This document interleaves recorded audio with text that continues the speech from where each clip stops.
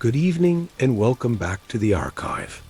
The great doors are sealed for the night, and silence has settled over these ancient halls like a comfortable blanket. The dust motes hang suspended in the lamplight, and somewhere in the distance, I can hear the gentle settling of old leather bindings as they rest upon their shelves. I have something rather unusual for you tonight. A folio I've pulled from one of our most perplexing collections.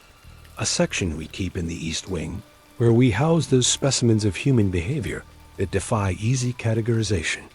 The pages within are yellowed with age, brittle to the touch, and they document what may be one of history's most bewildering episodes of collective madness. Before we open this particular case file, if you find a strange sort of comfort in these quiet explorations of the past, these gentle excavations of our ancestors' peculiar missteps, I invite you to join our archives membership. A simple subscription ensures you'll receive word when new exhibits are cataloged and made available to our inner circle of fellow wanderers through history's more curious corridors. Now then, tonight's specimen comes to us from the summer of 1518, from the prosperous city of Strasbourg in the Holy Roman Empire. It concerns a single woman who began to dance. And what started as one person's inexplicable compulsion would grow into something far more extraordinary and terrifying.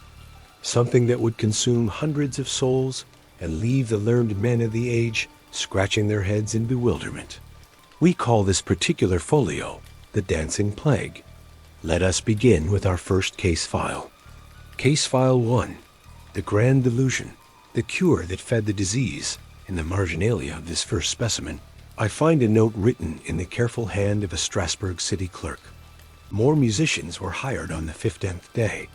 Such a simple administrative detail, yet it captures the essence of what we might call humanity's most well-intentioned catastrophe. Picture, if you will, the Strasbourg of July 1518, a city that had grown fat on trade, its half-timber-bird houses leaning companionably across narrow cobblestone streets. The Rhine carried merchant vessels to and from distant markets, and the great cathedral's spire pierced a summer sky that should have promised nothing more than the usual concerns of commerce and craft. But in the early days of July, something began that would transform this orderly world into a theater of the impossible. Her name was Frau Troffea, name that has echoed through the centuries for reasons she could never have imagined. On a morning that began like any other, this woman stepped into the narrow street outside her home and began to dance. Not the measured steps of celebration, not the courtly movements of ceremony, but a wild, uncontrolled gyration that seemed to spring from some deep well of compulsion. At first, the neighbors assumed it was madness of the simple variety.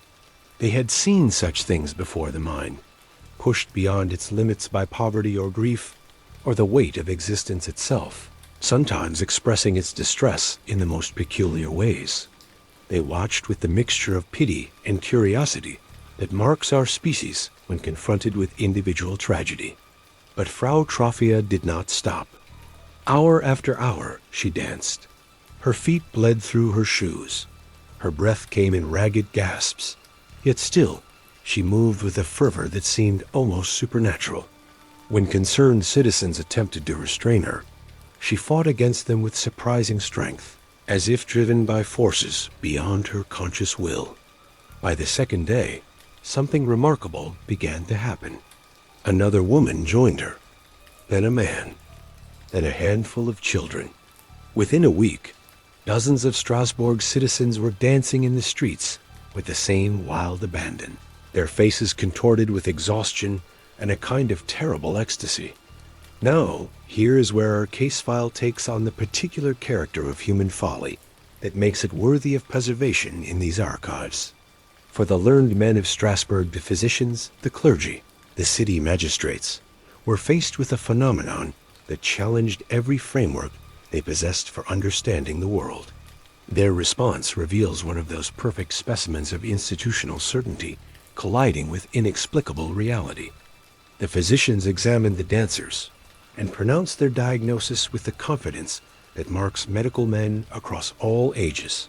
This was a disease of hot blood, an overheating of the humors that could only be cured by more dancing. Yes, you heard correctly. Their remedy for uncontrollable dancing was to encourage more uncontrollable dancing. The logic, viewed through the lens of their time, was not entirely without merit. If the body was overheated, then perhaps allowing it to dance out the excess heat would restore balance. Like bleeding a patient to cure fever, or purging the stomach to treat melancholy, it followed the medical wisdom of the age. And so, with the kind of bureaucratic efficiency that would make any modern administrator proud, the City Council of Strasbourg mobilized to cure their citizens through organized dancing. They erected stages in the public squares. They hired professional musicians. They brought in drummers and pipers, creating a soundtrack for what they believed would be therapeutic choreography. Imagine the scene: city officials carefully arranging platforms, negotiating contracts with musicians, posting schedules for these medicinal dance sessions.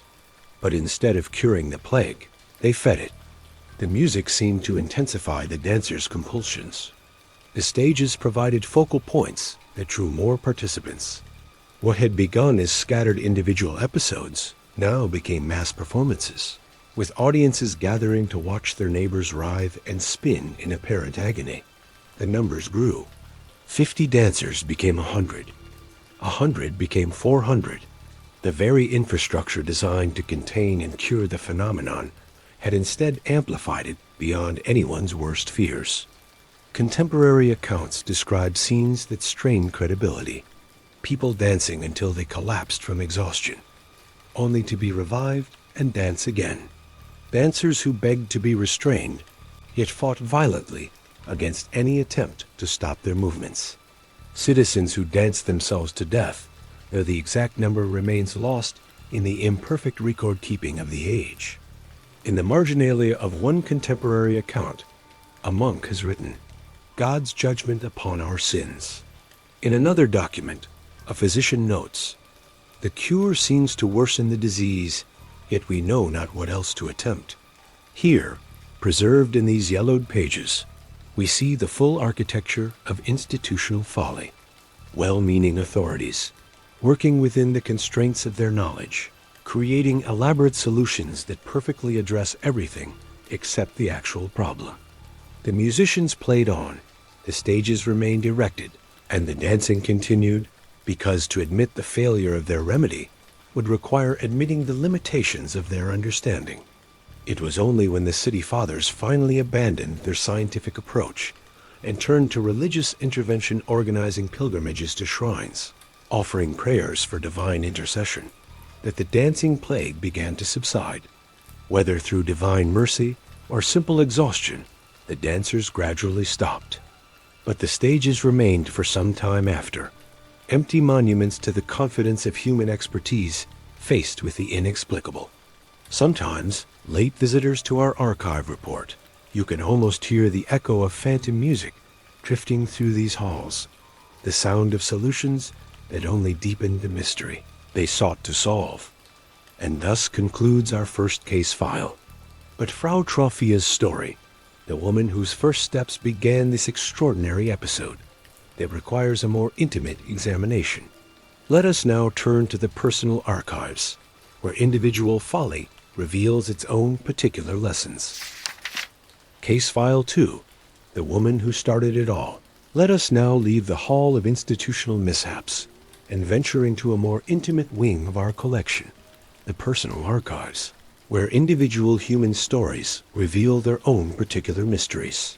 Here, among the leather-bound journals and private correspondence, we keep the specimens of personal folly that sometimes grow to encompass entire communities. I have before me now a fragment, barely more than a few lines in a parish record, that mentions our Frau Troffea. But like an archaeologist reconstructing an entire civilization from a single pottery shard, we can piece together from the scattered evidence a portrait of the woman whose private crisis became a public catastrophe. Frau Troffea lived in what we might call the uncomfortable middle of Strasbourg society. Not wealthy enough to be insulated from life's harsher realities, yet not poor enough to be invisible to her neighbor's judgment. She inhabited that precarious social space where reputation mattered intensely, where a single misstep could transform respectability into shame overnight. The summer of 1518 had been particularly cruel to people of her station. A series of poor harvests had driven food prices to ruinous heights. Grain that once cost a few coins now commanded small fortunes. Families that had considered themselves secure found themselves calculating whether they could afford both bread and dignity. But Frau Troffea's burden was not merely economic. In the fragments of records that have survived tax documents, church registers, the occasional legal proceeding, we can glimpse the outline of a woman under extraordinary personal pressure. Her husband, according to these documentary whispers, was absent, whether dead, departed, or simply dissolved into the anonymity that swallows the desperate. The records do not say. What they do suggest is a woman managing household responsibilities alone, in an age when such isolation carried not just practical difficulties, but social stigma. She had children the exact number lost to time's careless. Bookkeeping and the burden of feeding them during that terrible summer must have pressed upon her, consciousness like a physical weight. Picture her standing in the marketplace, watching prices climb beyond her reach, calculating and recalculating how to stretch her remaining coins through another week. But perhaps most crushing of all was what the contemporary documents refer to as her spiritual distress. The summer of 1518 was not merely a time of physical hardship in Strasbourg. It was a period of intense religious anxiety. Preachers spoke of divine punishment for humanity's sins. The recent plague outbreaks across Europe were interpreted as signs of approaching apocalypse. The very air seemed thick with talk of judgment and damnation. For a woman already burdened with earthly concerns, these spiritual terrors may have been the final unbearable addition to her load. Now, here we must venture into the realm of educated speculation, for the personal thoughts of common people in 1518 were rarely deemed worthy of preservation. But we can imagine Frau Troffea in the days before her strange performance began, perhaps lying awake at night, her mind cycling through her anxieties like a water wheel that cannot stop turning. The hunger of her children, the whispers of neighbors, the weight of spiritual dread, the impossible mathematics of survival, around and around, faster and faster, until the circular motion of her thoughts perhaps began to demand physical expression. What we know with certainty is that on that July morning, something in Frau Troffea snapped, or perhaps, more accurately, something demanded release. The dancing that began in her narrow street was not celebration, but expression, not joy, but a kind of physical prayer, her body speaking what her voice could not articulate. Contemporary accounts describe her face during those first hours, not ecstatic, but desperate, as if she were trying to dance her way out of her own skin, to shake off the accumulated weight of unbearable existence through pure physical movement. But here lies the particular tragedy of Frau Troffea's personal folly. In seeking private relief from her burdens, she inadvertently created a public spectacle that would far exceed her own suffering in its scope and consequences. Her neighbors, rather than seeing a woman in distress, saw something else entirely. Some interpreted her dancing as divine possession, either blessed or cursed, depending on their theological inclinations. Others viewed it as madness, which in that age carried its own complex mix of fear and fascination. Still others wondered if she had discovered some secret ecstasy, some hidden pathway to transcendence. And so her personal crisis became a public curiosity, then a public concern, then a public emergency. The very act that may have been intended as private emotional release became the spark that ignited community-wide conflagration. We find in a letter from a Strasbourg merchant to his brother in Basel this telling observation: the woman who began this strange dancing seems most distressed when she sees others join her movements. It is as if she sought solitude through motion, yet found instead that motion drew crowds. This, perhaps, represents one of the most poignant ironies preserved in our archives. The moment when private pain, seeking expression, accidentally becomes public performance. Frau Troffea had danced, initially, for an audience of one herself, or perhaps her god. But privacy, once breached, can rarely be restored. As the days passed and more dancers joined her, contemporary accounts suggest she became increasingly agitated. She was no longer dancing alone with her demons. She was dancing at the center of a phenomenon that threatened to consume her entire community. Her personal folly had spawned what we might call a collective nightmare. We lose track of Frau Troffea in the records after the first week. Some accounts suggest she was among those who danced themselves to exhaustion and death.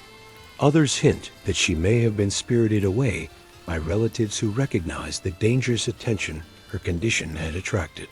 The archives, as they so often do, preserve the beginning of her story, but let the ending dissolve into historical mist.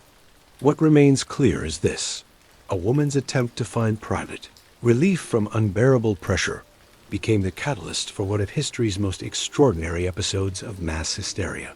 Her personal folly, if we can even call it that, was perhaps nothing more than being human in circumstances that stretched humanity beyond its normal limits. In our archives collection of personal follies, Frau Troffea's case occupies a particularly melancholy position. Unlike the grand delusions of kings or the ambitious schemes of inventors, her mistake was quieter, more understandable. She simply danced when dancing was the only language her overwhelmed spirit could speak. That this private expression became a public catastrophe speaks not to her folly, but to the strange and unpredictable ways that individual crisis can ripple outward through communities, transforming personal pain into collective madness. Her story reminds us that sometimes the most profound human errors are not errors of judgment, but errors of circumstance, being the wrong person in the wrong place at the wrong moment. When the simple act of being human proves to have consequences no one could have foreseen. But let us now turn our attention to another wing of the archive, where we examine not the personal or political dimensions of this strange summer, but the technological, the tools and techniques that the learned men of 1518 brought to bear upon a phenomenon that defied all their instruments of understanding. Case File 3, The Instruments of Ignorance. We find ourselves now in perhaps the most sobering wing of our collection, the Hall of Technological Hubris, where we house the specimens of humanity's absolute confidence in tools that were utterly inadequate to their tasks. Here, the air seems heavier somehow, thick with the dust of discredited theories and the ghost scent of abandoned certainties. Before me lies a collection that never fails to humble. The medical instruments and theoretical frameworks that the learned men of 1518 brought to bear upon the dancing plague. Each item in this exhibit represents not malice or stupidity, but something perhaps more unsettling the sincere application of sophisticated methodology to a phenomenon that existed entirely outside the boundaries of their understanding. Let us begin with the physician's tools of the age. Here, wrapped in faded velvet, we have a collection of bleeding implements, lancets, and fleams, cupping vessels, and scarification knives. These were not crude implements, but precision instruments, crafted by skilled artisans and wielded by men who had spent years mastering their use. The theory behind their application was elegant in its systematic logic. According to the medical wisdom inherited from ancient Greece and refined through centuries of scholarly debate, the human body was governed by 4 humors: blood, phlegm, yellow bile, and black bile. Health resulted from their perfect balance, disease from their disruption.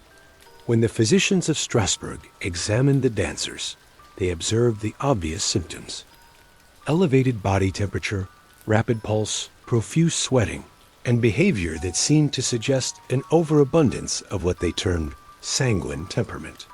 The diagnosis followed logically from their theoretical framework.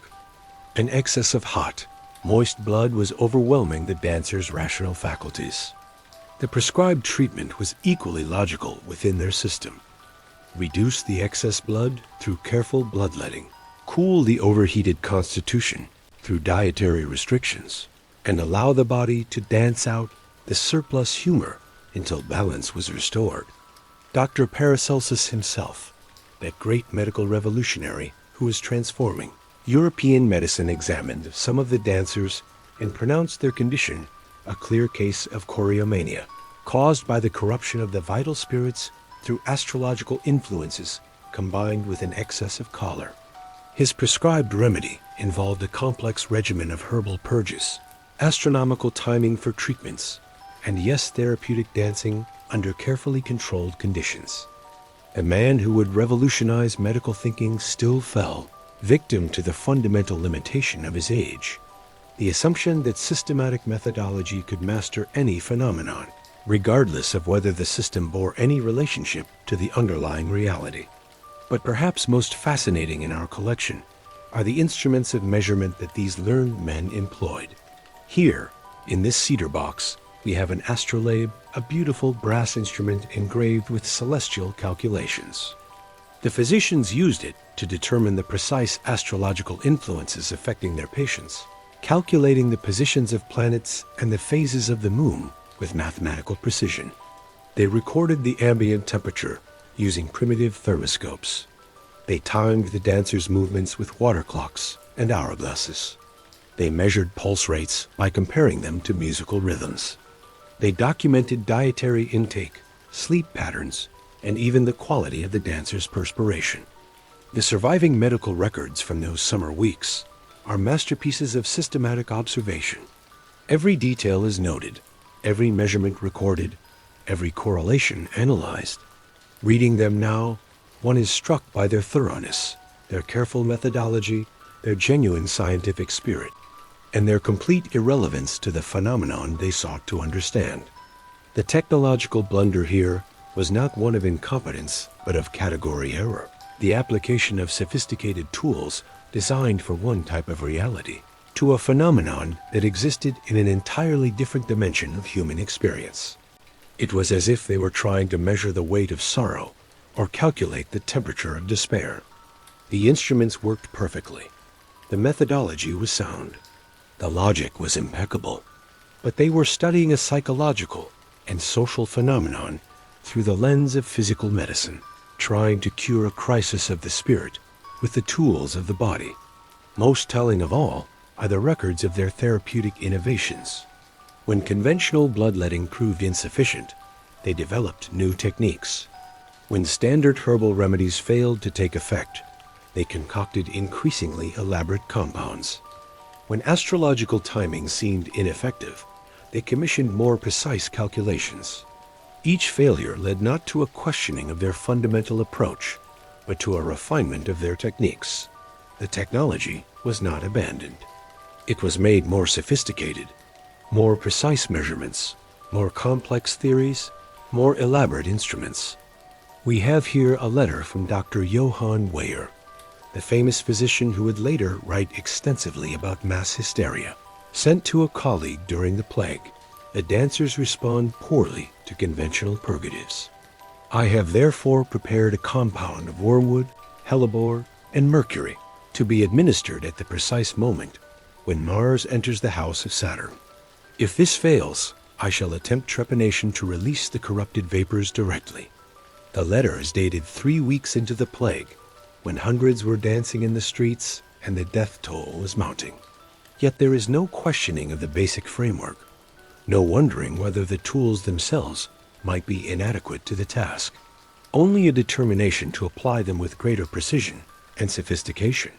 Perhaps most poignant in our collection is a half-finished treatise by a Strasbourg physician, abandoned when he himself was overcome by the dancing compulsion.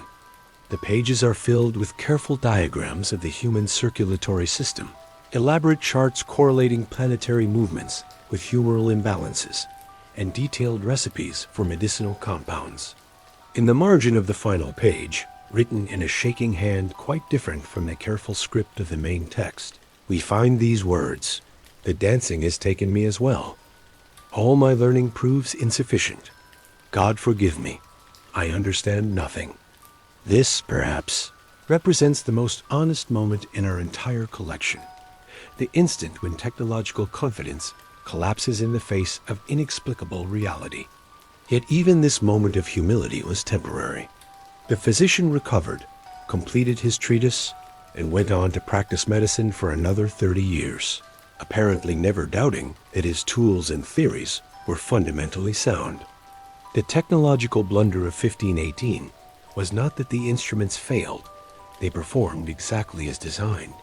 The blunder was the assumption that reality must conform to the categories we have available to measure it. The physicians of Strasbourg possessed sophisticated tools for understanding the body, and so they approached the phenomenon of the mind and spirit as if it were purely physical. They had hammers of exceptional quality, and so every problem appeared to be a nail. The dancing plague eventually ended, not through medical intervention, but through exhaustion and religious ritual. The instruments were carefully cleaned and returned to their cases. The theories were refined and passed on to the next generation of physicians. The technological framework that had proven so inadequate to the crisis remained intact, ready to fail again when confronted with the next phenomenon that existed outside its narrow boundaries of comprehension. As we leave this particular wing of the archive, we might reflect on how often sophisticated tools create their own kind of blindness, how the very precision of our instruments can make us deaf to the frequencies they were never designed to detect. But let us now move to our final case file, where the perspective of centuries allows us to see what the learned men of 1518 could not, the broader patterns that make their bewilderment not just understandable, but perhaps inevitable. Case File 4, the hindsight file, what we think we know now. And now we ascend to the most precarious wing of our collection, the tower room, where we keep what we call the hindsight files. Here, the windows face in all directions, offering views across the landscape of history that were invisible to those who lived within it. The air is thinner here, the perspective broader, and the temptation towards scholarly arrogance at its most dangerous. For it is here that we house our modern interpretations of ancient mysteries, those confident explanations that each generation offers for the follies of their predecessors, blissfully unaware that future archivists may someday catalog their certainties as just another form of delusion. The dancing plague of 1518, viewed through the lens of contemporary understanding, appears to be a textbook case of what psychologists now term mass psychogenic illness, a phenomenon where psychological distress manifests as physical symptoms that spread through communities via social contagion.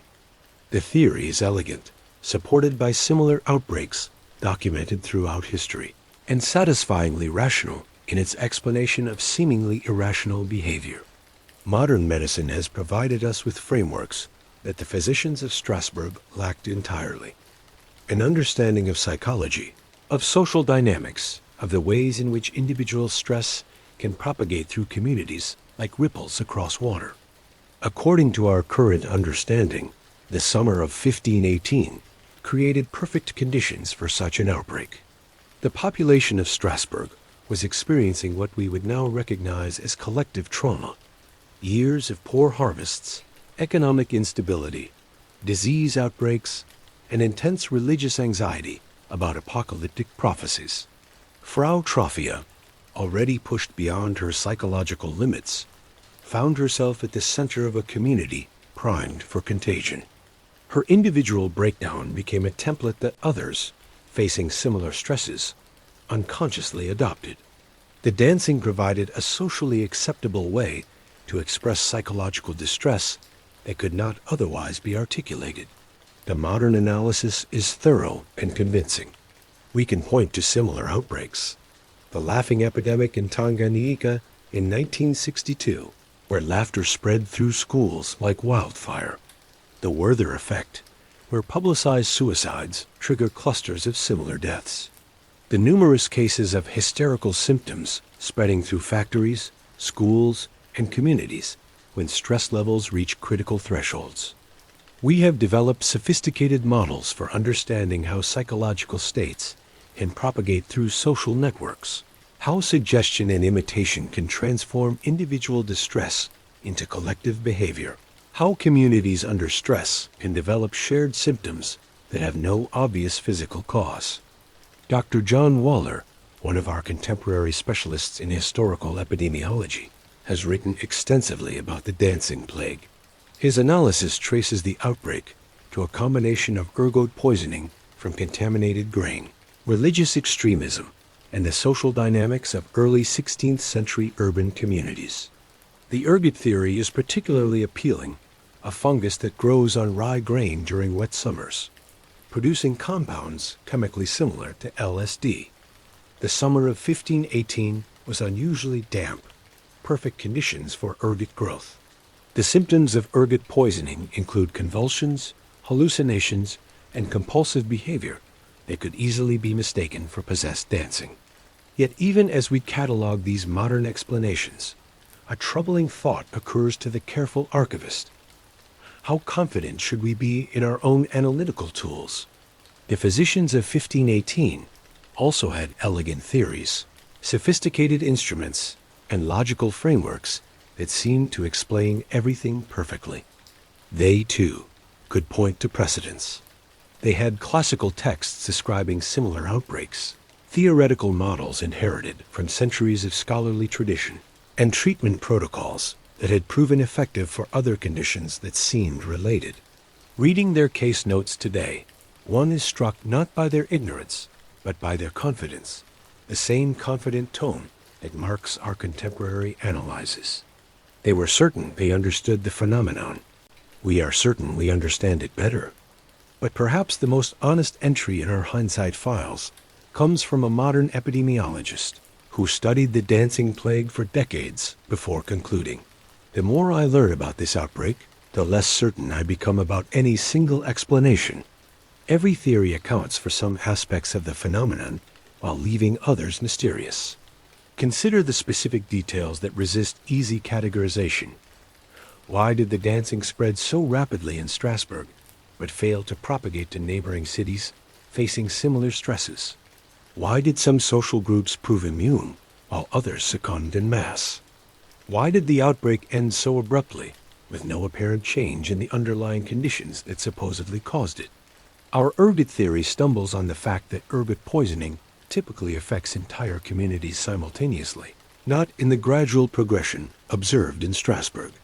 Our mass hysteria model struggles to explain why the symptoms were so specifically choreographic, rather than taking other forms of physical expression. Perhaps most troubling for our modern certainties is the question of consciousness. Contemporary accounts suggest that many dancers were aware of their condition, distressed by their inability to stop, yet powerless to control their movements. This is not easily reconciled with theories of unconscious psychological contagion or involuntary chemical intoxication. In the margins of one medical journal, a researcher has written, "We may understand the mechanism without understanding the meaning." And perhaps this captures the essential limitation of our hindsight analysis. We can describe how such outbreaks spread.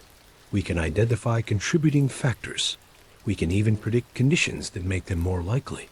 But the deeper question, what it means for hundreds of people to dance themselves toward death, what drives individuals to surrender their agency to collective compulsion, what transforms personal suffering into shared performance, these remain as mysterious now as they were in 1518. Our modern tools are undoubtedly more sophisticated than those available to the physicians of Strasbourg. Our understanding of psychology, sociology, and neuroscience provides frameworks they lacked entirely. Yet we may be committing the same fundamental error they did, assuming that our instruments of analysis are adequate to the phenomenon we seek to understand.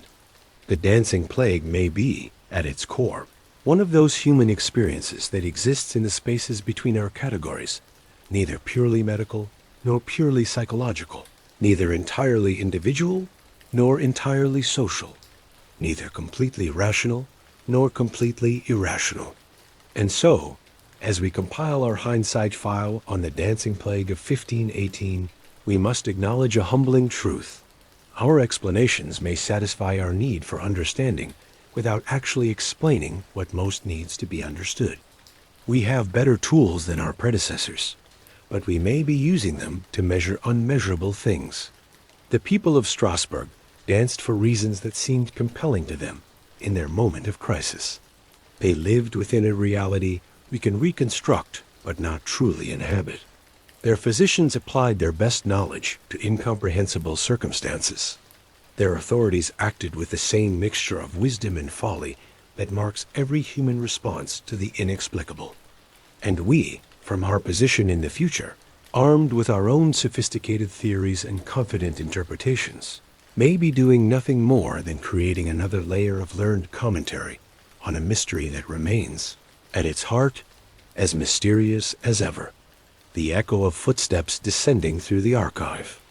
Perhaps that is the most important lesson preserved in our hindsight files, that some human experiences transcend the boundaries of any single age's capacity for understanding, and that the wisest response to such mysteries is not more elaborate theorizing, but a kind of respectful bewilderment at the strange and inexplicable capacity of our species for collective transformation. The dancing plague ended, as such things do, leaving behind only fragments of testimony and centuries of attempted explanation. The dancers returned to their ordinary lives, or found their rest, and Strasbourg resumed its comfortable existence as a prosperous trading city. But the mystery remains, filed away in the archives of human experience, waiting for each new generation to discover it and add their own confident marginalia to the endless accumulation of scholarly bewilderment. And now, as our evening's exploration draws to its close, let us gather these scattered case files and return them to their proper places in the archive, reflecting on what this strange summer of 1518 might whisper to us across the centuries. Reflection. And so we close the folio on the dancing plague of Strasbourg, that extraordinary summer when a single woman's private crisis bloomed into a community's shared madness. The documents are filed away once more. The exhibits return to their climate-controlled cases, the marginalia of centuries, preserved for future scholars to discover and perhaps, in their turn, to misunderstand. What does this peculiar episode whisper to us, here in our own age of collective bewilderments? Perhaps this, that the human capacity for shared delusion is matched only by our capacity for confident analysis of other people's delusions.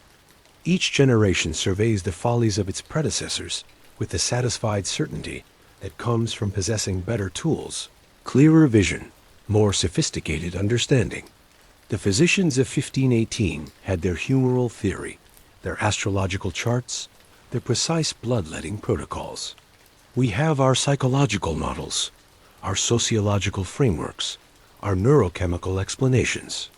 Both sets of tools work perfectly within their own logic, and both may be equally inadequate to the fundamental mystery of what it means to be human in extremis. Frau Troffea began to dance because, well, we have filled hundreds of pages with possible answers, and perhaps the most honest response is simply that we do not know. She danced because the weight of existence had become unbearable, and movement was the only language her overwhelmed spirit could speak. She danced because individual suffering sometimes demands expression that transcends the boundaries of individual bodies. Her neighbors joined her dance because, again, we have our theories. Social contagion, mass hysteria, ergot poisoning, apocalyptic anxiety, economic stress. All plausible, all supported by evidence, all potentially true, and all somehow insufficient to capture the full strangeness of what occurred. The authorities responded with stages and musicians because they possessed a theory that demanded action, and action seemed preferable to helpless observation. They transformed a mysterious phenomenon into a medical problem because they had medical solutions available, and unused knowledge feels like failed responsibility. We respond with our own theories, our own confident analyses, our own systematic approaches to the inexplicable, perhaps for the same reason, because bewilderment is uncomfortable, and explanation, even inadequate explanation, provides the illusion of understanding. But tonight, in the quiet of these halls, surrounded by the accumulated follies of our species, perhaps we can afford to be more honest about the limits of our understanding. The dancing plague of 1518 may be, at its core, one of those phenomena that exists to remind us how much of human experience remains beyond the reach of our analytical tools.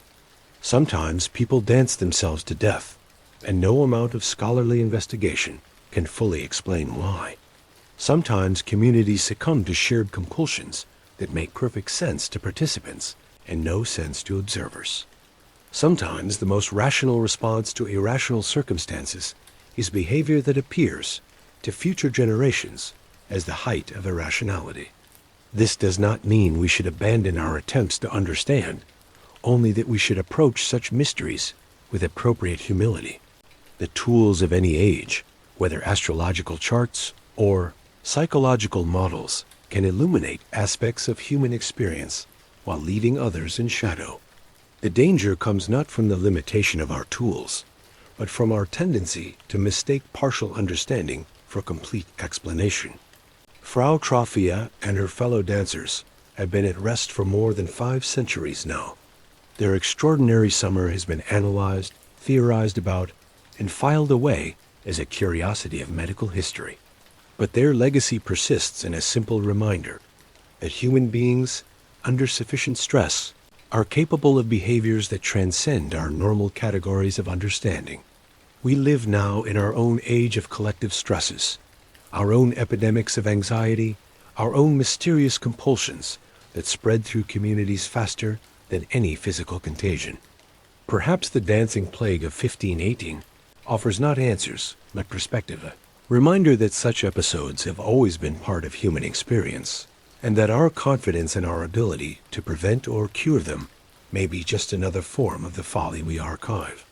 The dancers of Strasbourg remind us that we are, all of us, more fragile and more mysterious than our daily routines suggest. That under certain pressures, the barriers between individual and collective experience dissolve in ways that no theory can fully capture. That sometimes the most human response to an inhuman situation is behavior that appears, to observers, as inhuman. And perhaps most importantly, that our capacity for bewilderment, our ability to be genuinely puzzled by our own species, may be more valuable than our capacity for explanation. For it is only in acknowledging the limits of our understanding that we remain open to the full strangeness and wonder of human experience. So let us leave